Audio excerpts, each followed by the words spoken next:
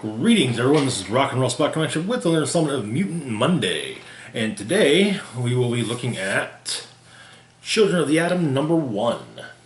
So, Children of the Atom was supposed to drop last year, but due to the pandemic, it was delayed.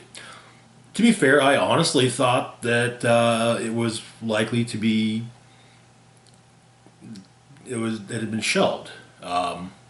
There are a few other books that just kind of vanished from solicits, so I figured Children of the Atom was one of them. Anywho, so Children of the Atom introduces us to 5 brand new characters. Cherub, Marvel Guy, Cyclops Lass, Gimmick, and Daycrawler. The issue begins with the Children of the Atom interrupting a group of former mutants robbing an armored car. The group of former mutants being the Hell's Bells. That's Bell spelled B-E-L-L-E. Yes.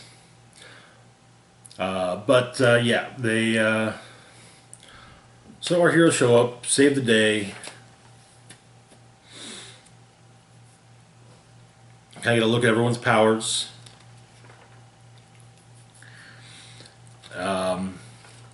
Daycrawler has got teleporting abilities. Marvel Guy appears to have some psionic abilities. Cherub has wings, seemingly energy wings. Gimmick is able to charge up items with kinetic energy, and of course Cyclops Lass shoots beams from her eyes. There's a write-up on the Hell's Bells from the website mutantsunmuted.com, explaining that they were a group of mercenary mutant women under the direction of Cyber and often affiliated with a large drug cartel. The group consisted of Briquette, Tremolo, Flambe, and Vague.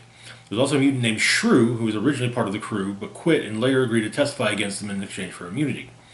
The remaining Hell's Bells came into conflict with X-Factor when they attempted to kill Shrew for her betrayal. Power-wise, Briquette has superhuman strength, molten hot skin, can melt objects on contact, invulnerability, and claws. Tremolo has energy blast and vibration waves. Flambe manipulates fire and flames by controlling oxygen molecules.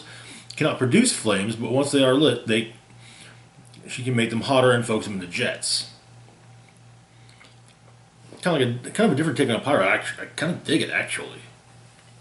And then we've got Vague, who has flight and invisibility. As for where are they now, with the exception of Briquette, they were depowered on M-Day, but still operate as career criminals. It does not, however, seem that Briquette was involved in this particular heist.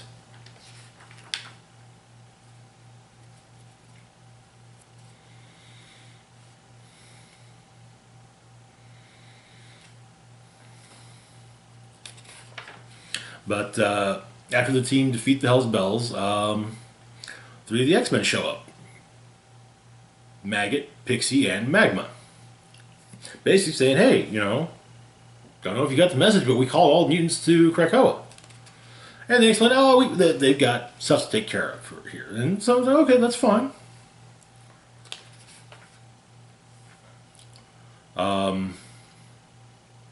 And of course, the 3 representatives of Krakoa are just like, we can't force you to, whenever you're ready, you're welcome. On the moon at the summer house, a handful of the X-Men, Nightcrawler, Storm, Wolverine, Cyclops, and Jean Grey, are meeting up for drinks and pool. Wolverine's kind of just like, hey, no, it ain't safe out there for him, so we should grab him and drag him or getting screaming. But everyone's like, it's their decision. If they don't want to, if they've got stuff to take care of back home, well, let them take care of it. Then they'll come in their own time. However, it is also stated that the Predator can't seem to find them on Cerebro, which is also part of why Logan insists on just dragging him over, because if they get killed, they can't be fully truly resurrected. Storm agrees to go do some more outreach to them. We then get to meet the civilian identities of the quintet. As Cyclops, Lass, and Gimmick are watching basketball practice, where Cherub and Marvel, which involves at least Cherub and Marvel guy.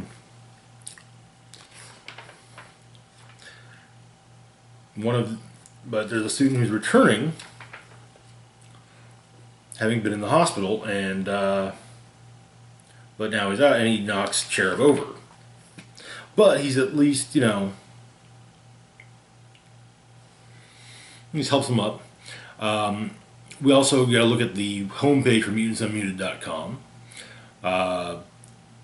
They collect video. They post videos of various mutants, as well as news footage, pictures and videos from mutant fights, pictures and videos of mutant sightings, fan encounters of mutants, and of course there's also a forum. But after their talk with the X-Men, the five decide they're going to go and they're going to go to Krakoa. Turns out there's a gate underneath the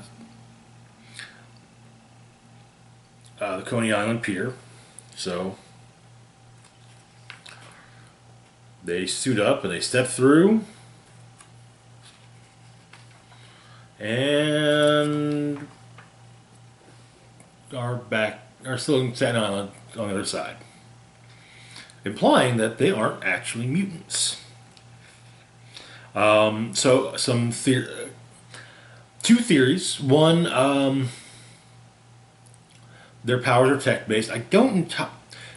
While I don't entirely discount the possibility, in part due to Cherub's wings appearing to be made of energy as opposed to some kind, organic in nature, or even techno-organic.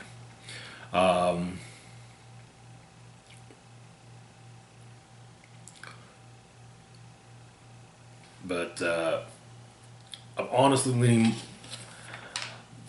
It's either a case of they've got tech-based powers, or they've got or they're Inhumans, or some other type of mutate.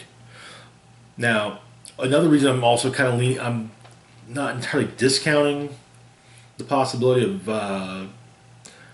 their powers being tech-based. We never see we don't see them using their powers without their costumes on.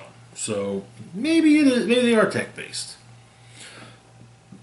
The school they all attend is named for a rather prominent scientist. One of the few prominent scientists in Marvel Comics who's neither a superhero or a supervillain. So basically, he's a good guy. Just no, he doesn't have superpowers. Richard Corbeau. But yeah. So now we've got to look at. So yeah, that's definitely. Does bring up questions, and I guess there's also the possibility that they are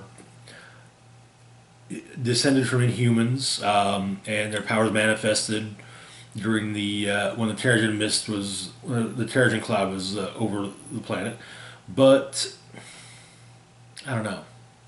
It just the way I kind of understood how that works is that there were quite a few, but not that many. And the idea of 5, all within the same borough of New York, that seems a bit like a bit of a stretch.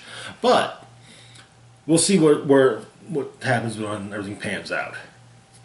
I figure that eventually the X-Men will show up, and it'll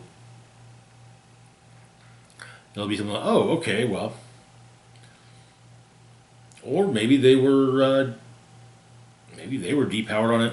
That's another possibility. Maybe they were all depowered on M-Day, and their powers haven't returned. the returning of powers to depowered mutants has been kind of spotty. Basically, kind of as the story demands it. It does appear that between her appearances in the Children's Crusade, in Avengers: The Children's Crusade, and Avengers vs. X-Men, Scarlet Witch was able to at least somewhat bring back the powers of mutants. I think it's kind of they have to, she can't do it all at once. But yeah, some are having their powers returned to them. But yeah, anyways, so that's it for now. As always, feel free to like, share, and subscribe. We'll be back in a couple of days with the weekly comic book roundup, which I think is going to be a little bit bigger than last week, but we'll see. We'll see. I think it'll be bigger than last week's, but like I said, we'll see how many books we got. But as always, feel free to like, share, and subscribe. Links to my Facebook, Twitter, Patreon, and PayPal account in the description box down below.